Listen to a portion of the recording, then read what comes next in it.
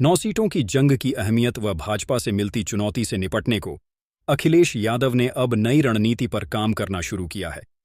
जातीय जनगणना की जोरदार मांग के बीच सपा खेमा अब पिछड़ा दलित अल्पसंख्यक वोट बैंक को 90% बता रहा है और इसी को रिझाने की हर कोशिश को अंजाम दिया जा रहा है। इसलिए अब नारा 80 बनाम 20 के बजाय 90 बनाम 10 हो गया है।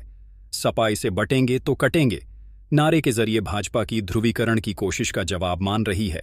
इसकी वजह यह है कि सपा ने 5 महीने पहले हुए लोकसभा चुनाव में इसी मुद्दे पर जोर देते हुए पीडीए का बड़ा हिस्सा अपने साथ कर लिया था।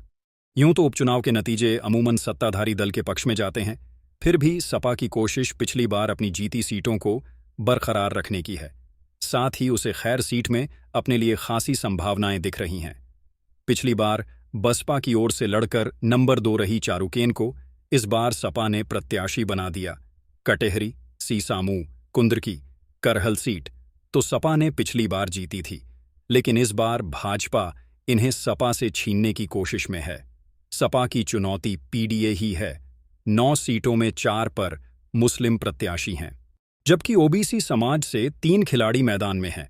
अखिलेश यादव ने अपने चुनावी अभियान की शुरुआत अपने गढ़मां परी की करहल सीट से किया है, जहां उनके परिवार के सदस्य ही मैदान में हैं। गाजियाबाद की सभा में उन्होंने 90 बनाम 10 की लड़ाई की बात कहते हुए पीडीए द्वारा भाजपा को हराने की बात की। अब वह सोमवार को कुंदरकी की सीट पर जनसभा करेंगे। समाजवादी पार्टी के राष्ट्रीय अध्यक्ष अखिलेश यादव ने कहा है कि भाजपा भर्ती नहीं छलावा करती है और जब एक छल पकड़ा जाता है तो भाजपाई दूसरा धोखा ले आते हैं। अब यूपी पीसीएस और आरओएआरओ की परीक्षा में भाजपा की साजिश को अभ्यर्थी जान गए हैं, इसलिए उसके खिलाफ आंदोलन कर रहे हैं। अखिलेश यादव ने रविवार को जारी बयान में कहा कि दरअसल यह भाजपा की चाल है कि युवाओं को सरकारी नौकरी ना मिले और वह बेरोजगार ही रहे। अखिलेश यादव ने गाजियाबाद जैसी सामान्य सीट पर दलित प्रत्याशी को मैदान में उतरकर सबको चौंका दिया है।